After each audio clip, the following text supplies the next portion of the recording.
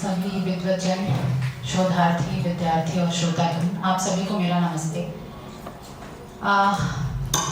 Time is precious and time is limited. समय मूल्यवान है और समय सीमित भी है, तो मुझे बहुत सीमित समय मिला है अपना पर्चा पढ़ने के लिए। मैं वक्ता नहीं हूँ, मैं शोधार्थी हूँ और मैं पत्र वाचन के लिए आई हूँ। मैं लिख कर लाई हूँ और उसे ही देखकर पढ़ूंगी ताकि आपका समय बचे और आप बाकी वक्ताओं को सुने और कल की तरह आज भी सारे सत्र समय से समाप्त हो जाए। इस सत्र का विषय इतिहास में स्मृति और स्मृति में इतिहास। मेरे जो शोध पत्र या शोध आलेख का विषय है वो है सरला देवी चौधरानी की आत्मकथा में राष्ट्र की अवधारणा। आज जिस राष्ट्रवाद पर या देश पर जो बहस होती है, ये मेरा जो पत्र का विषय है ये उस समय के राष्ट्रवाद को या उस समय के राष्ट्र की बनती अवधारणा के बारे में बात करता है जब ये नेशन नहीं बना था, यानी कि आजादी के पहले। फ्रेंच दार्शनिक पॉल रिकर ने अपनी किताब मेमोरी हिस्ट्री फॉरगेटिंग में लिखा है, इतिहास स्मृतियों में पलता है। स्मृतियों को आख्यान में अभिव्यक्त करने की तमाम साहित्यिक विधाओं में आत्मकथा सबसे उपयुक्त विधा है। आत्मकथा ऐसी विधा है जिसमें एक साथ डायरी, यात्रा, वृत्तांत, संस्मरण, कहानी सभी सम्मिलित हो सकते हैं। आत्मकथाएं व्यक्तिगत स्मृतियों और इतिहास के बीच एक पारस्परिक संबंध स्थापित करती हैं और व्यक्तिगत अनुभव ऐतिहासिक दस्तावेज में बन जाते हैं। इसलिए आवश्यक है कि आत्मकथाओं का अवलोकन सिर्फ साहित्यिक विधा की तर्ज पर न करके उनके ऐतिहासिक संदर्भ का भी अध्ययन किया जाए।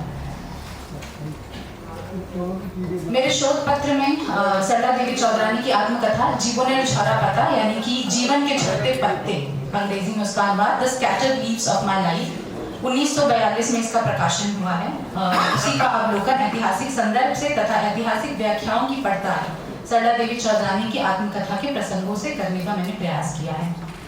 अब बहुत लोगों को नहीं पता होगा कि सरला देवी चौधरानी कौन थी, तो सरला देवी चौधरानी का जन्म 1872 में बंगाल में हुआ था। बंगाल के प्रतिष्ठित जोड़ासांको में जो ठाकुर परिवार था, जिससे कि रविंद्रनाथ टैगोर, महर्षि देवेंद्रनाथ ठाकुर और अवनींद्रनाथ ठाकुर जैसे बड़े आर्टिस्ट आते हैं, वहीं उनका जन्म हुआ था। वे रविंद्रनाथ टैगोर की बड़ी बहन स्वर्ण कुमारी देवी उनकी बेटी थी। स्वर्ण कुमारी जो सरला देवी की माँ थी, वो अपने समय में शिक्षित महिला थी, उपन्यासकार थी और भारती नामक पत्रिका का संपादन भी करती थी।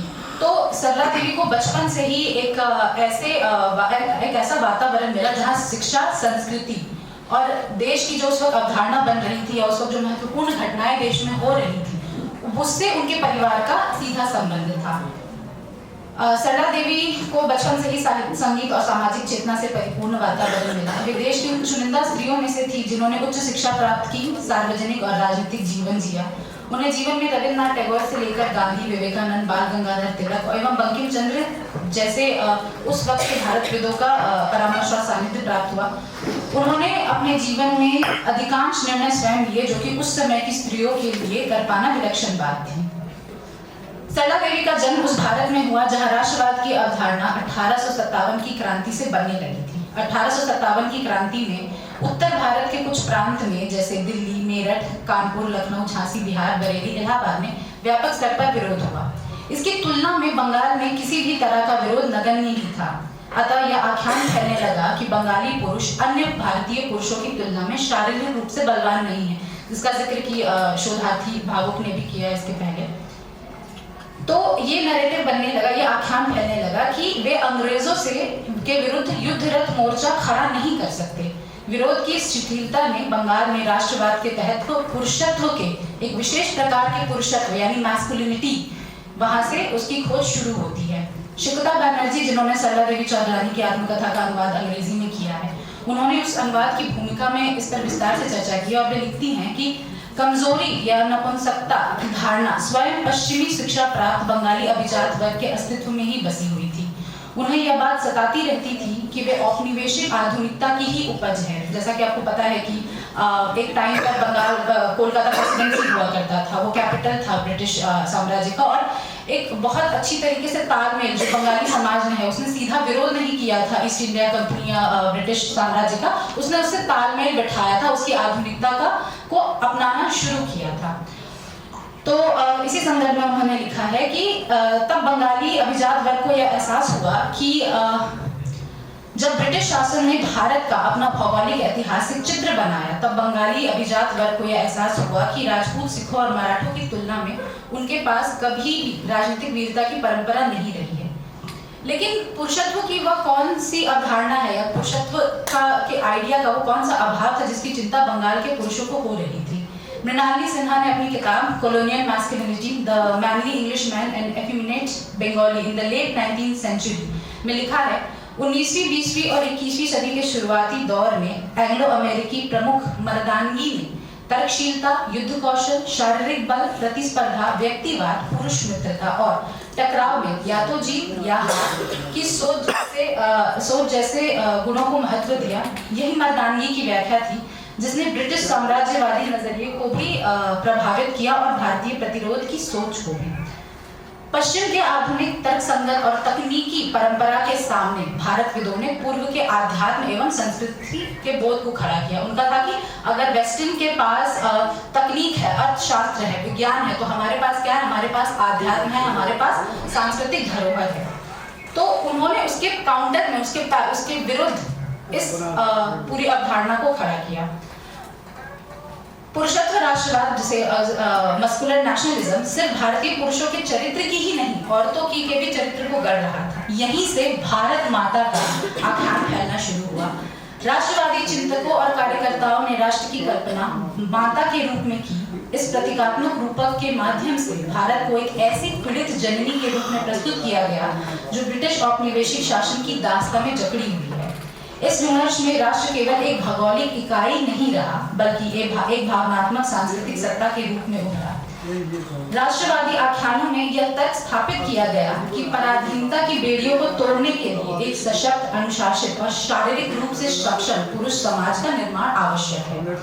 शेखर बंदोपाध्याय अपनी किताब प्लासी से विभाजन और उसके बाद आधुनिक भारत का इतिहास में लिखते हैं, यूरोप की पितृभूमि यानी फादरलैंड की अवधारणा के विपरीत राष्ट्रवादियों ने देश की कल्पना मातृभूमि के रूप में की।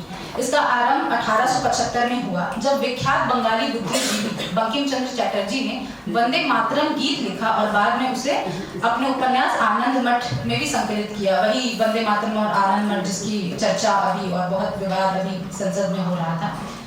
इस उपन्यास में उन्होंने देवी माँ की 3 छवियां प्रस्तुत की, माँ जो वह थी, माँ जो वह है और माँ जो वह बनेगी। यानी इतिहास, वर्तमान और भविष्य तीनों की परिकल्पना, तीनों में जो राष्ट्र की परिकल्पना है उसे माँ के संदर्भ में, उसे माँ के माध्यम से देखा गया। ये 3 छवियां इस देवी के राष्ट्रवादी भक्तों की कल्पना और उनकी समर्पण भावना को पंख लगाने के लिए पर्याप्त थी और उन्होंने भारतीय राष्ट्रवाद संवाद में देवी माँ के रूप को हमेशा के लिए अंकित कर दिया। सरला देवी चौधरानी की आत्मकथा में इसी पुरुषत्व राष्ट्रवाद की चिंता एवं अवधारणा दिखती है। मैं बार बार पुरुषत्व राष्ट्रवाद कह रही हूँ क्योंकि मेरे पास उसका उपयुक्त अनुवाद नहीं था कहीं भी इन रिटन। अंग्रेजी में मस्कुलर नेशनलिज्म है, तो अगर ये अनुवाद कहीं भी गलत हो तो जो इतिहासकार यहाँ बैठे हैं वो मुझे सुझाव दे सकते हैं, इसे करेक्ट कर सकते हैं। इस अवधारणा के व्यवहारिक प्रयास में उन्होंने बंगाल के नवयुवकों के शारीरिक शक्ति वर्धन के लिए व्यायाम अखाड़े खोले, वीराष्टमी की शुरुआत की, प्रतापादित्य एवं उदयादित्य उत्सव की शुरुआत की। ये क्या है इसके बारे में अभी मैं चर्चा करूंगी। नवयुवकों के हाथ में लाल धागा राखी के स्वरूप में बांधकर उन्हें देश रक्षा की प्रतिज्ञा दिलवाने का रिवाज भी सरला देवी ने ही शुरू किया था। अपनी आत्मकथा के 17वें अध्याय में वे लिखती हैं, मेरा पहला प्रयास यह था कि बंगालियों के कमजोर शरीर और भोजपुरी, मराठी तथा पंजाबी पुरुषों के मजबूत शरीर के बीच जो फर्क है उसे मिटाया जाए। मुझे यह भी समझ में आया कि केवल शारीरिक कमजोरी ही नहीं बल्कि बंगाली मन में बैठी हुई कायरता को भी दूर करना जरूरी है। हमें अपनी मानसिकता से गोरी चमड़ी के इस डर को निकालना होगा।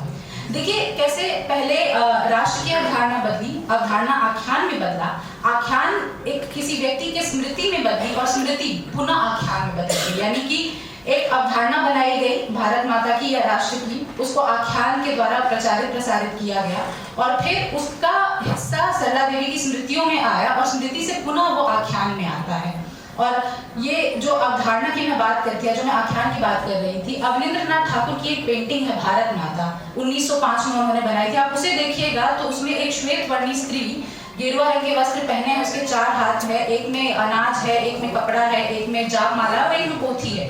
तो वो पेंटिंग यह दिखाना चाह रही थी कि किस तरह से भारत माता सेल्फ सफिशिएंट है कि वो खुद ही अपनी सारी जरूरतें पूरी कर सकती है। पर सोचने वाली बात यह थी कि जिस स्त्री को उन्होंने वहां पे प्रतिनिधि बनाया, क्या उसके हाथ में सच में अनाज भंडार की चाबी थी? क्या उसके हाथ में सच में किताबें थी? क्या उसके हाथ में सच में टेक्सटाइल उद्योग, कपड़ा, ये सब था?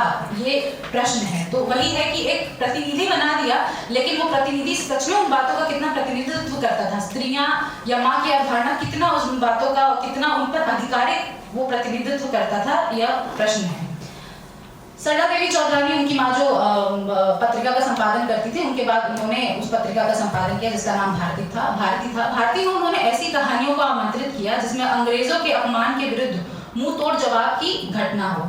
उन्होंने पुरुषों के एक दल का चुनाव किया जिन्हें भारत के मानचित्र को प्रणाम करके तन मन और सच्ची निष्ठा के साथ भारत की सेवा की शपथ दिलवाई। अंत में उनके हाथ में लाल धागा बांधा ताकि उन्हें अपनी शपथ स्मरण रहे। बाद में संरक्षण की यही शपथ कि पुरुष रक्षा करेगा राखी के त्योहार या राखी बंधन के रूप में पूरे देश में फैला, जिसका आप बहुत वाइटल उदाहरण बंग भंग के समय भी हुआ था, जिसका कि प्रतिनिधित्व रविन्द्रनाथ टैगोर ने उस समय किया। सरला देवी ने प्रतापादित्य उत्सव की शुरुआत की। प्रतापादित्य कौन थे? तो बंगाल में मौजूद बहुत कम उदाहरण में से प्रतापादित्य एक ऐसे क्षेत्रीय जमींदार थे जिन्होंने ब्रिटिश साम्राज्य के विस्तार के खिलाफ युद्ध किया।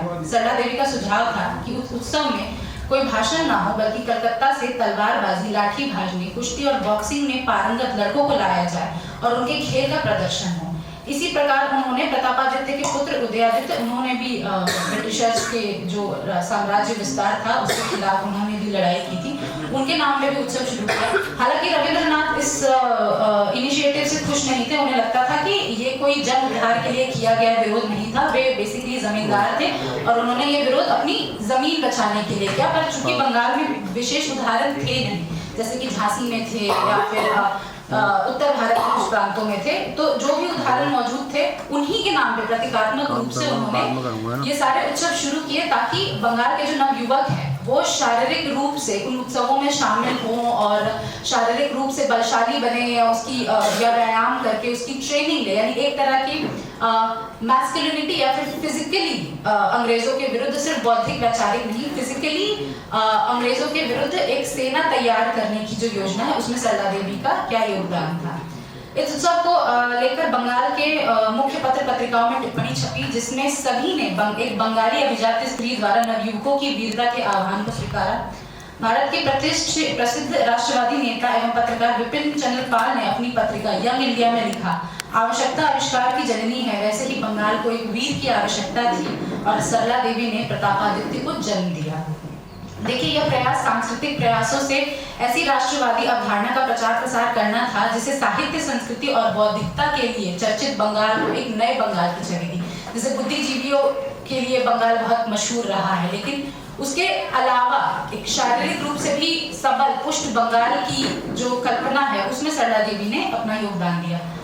सरला देवी ने इस प्रयास को आगे बढ़ाते हुए बोंगे वीर यानी कि बंगाल के वीर नाम से बच्चों की एक श्रृंखला शुरू की। वीराष्टमी उत्सव की शुरुआत की। वो क्या है?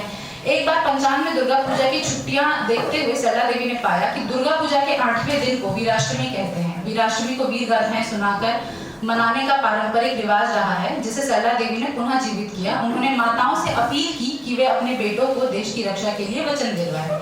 यहाँ सोचने वाली बात यह है कि बंगाल की परंपरा और लोक कथाओं में दुर्गा और काली के आख्यान भी मौजूद थे, जिन्होंने तथाकथित रूप से अन्याय के विरुद्ध संघर्ष एवं संघर्ष कर जन उद्धार किया। तथाकथित मैंने इसलिए कहा क्योंकि दुर्गा और महिषासुर मर्दिनी का जो पूरा नैरेटिव है उसको लेके भी बहुत अलग अलग स्टोरीज हैं। कुछ समुदायों में महिषासुर एक उनके जन नायक थे, उसको लेके भी वो थोड़ा डिबेटेबल है, उसे पढ़ना चाहिए, इसीलिए मैंने तथाकथित रूप से कहा है। तो दुर्गा और काली के आख्यान थे जिन्हें भी वीरता के या फिर जिन्हें भी साहस के रूप में प्रस्तुत किया जा सकता था, किंतु उन्हें वीरता, साहस और संघर्ष के प्रतीक की तरह प्रसारित नहीं किया गया। साहस और संघर्ष को पुरुषोचित प्रवृत्तियों के अधीन करके ही राष्ट्रवाद की अवधारणा को बनाया गया, जबकि उसी समय औरतों की राजनीतिक संघर्ष में सक्रियता शुरू हो गई थी, औरतें जेल जाना शुरू हो गई थी और फिर उनकी राजनीतिक भागीदारी सामाजिक रूप से भी होने लगी थी। इस अवधारणा, अच्छा अब बहुत आप ये सोच सकते हैं कि क्या प्रॉब्लम है इस मस्कुलर नेशनलिज्म, इस अवधारणा में प्रॉब्लम क्या है। तो मैं ना बताते हुए मैं शिप्रा बनर्जी को यहाँ कोट करूंगी। उनका कहना है कि जब वो पुरुषों से अपनी मातृभूमि की रक्षा करने की बात करती हैं तो वह राष्ट्र को एक स्त्री देह के रूप में प्रस्तुत करती हैं। इस प्रकार स्त्री का शरीर अर्थात राष्ट्र पुरुष सम्मान का प्रतीक बन जाता है, जो राष्ट्रीय सम्मान से जुड़ जाता है। तत्कालीन भारत में काली और दुर्गा की संघर्षकारी शक्तियों को नजरअंदाज कर उन्हें केवल मां की भूमिका तक सीमित कर देना, एक ऐसी मां जो साहसी है लेकिन खुद युद्ध भूमि में जाकर खुद युद्ध भूमि में नहीं जाती, अपने वीर बेटों को प्रोत्साहित करती है कि वे युद्ध भूमि में जाएं और वे लड़ाई करें और वे राष्ट्र को संरक्षित करें। ऐसा नहीं है कि राष्ट्रवाद की में जिस राष्ट्र या स्वतंत्र देश की कल्पना की गई उसमें स्त्रियों की स्थिति में सुधार के प्रति कोई चिंता या प्रयास नहीं था।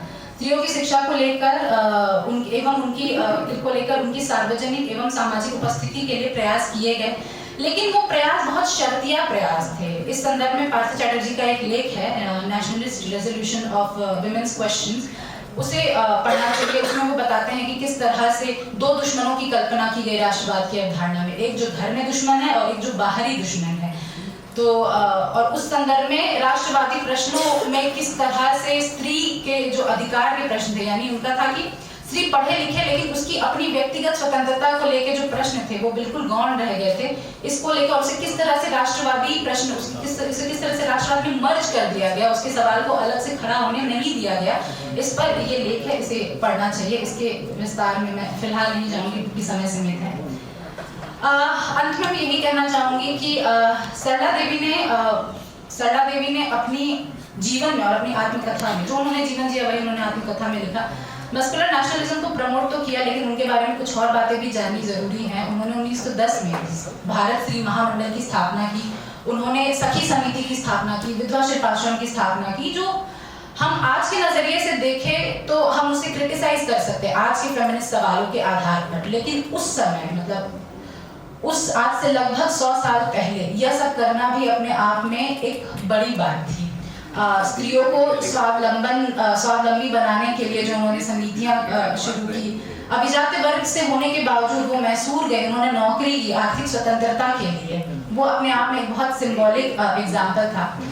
और इसके बावजूद भी उनकी आत्मकथा में उन्होंने इस बात को भी उठाया है कि किस तरह से राजनीति में पुरुष जो है वो स्पेस नहीं दे रहे थे। उस समय की राजनीति में पुरुष स्त्रियों को बढ़ने के लिए स्पेस नहीं दे रहे थे। ऐसा नहीं कि उन्होंने बिल्कुल एक तरफा ही बात लिखी है, उन्होंने इस चीज का भी मेंशन किया है अपनी आत्मकथा में। वो एक अलग विषय है, वो पितृसत्तात्मक चुनौतियां, वो उस पर एक और पर्चा लिखा जा सकता है। पर फिलहाल मेरे पर्चे का उद्देश्य यही था कि मस्कुलर नेशनलिज्म क्या है और वो उनकी आत्मकथा में किस तरह से आया, इस बात से मैं आपको अवगत कराऊं ताकि आपकी भी रुचि हो और आप भी आगे चलकर इसमें पढ़े, आपको कुछ इस पर नया मिले तो मुझे बताइए।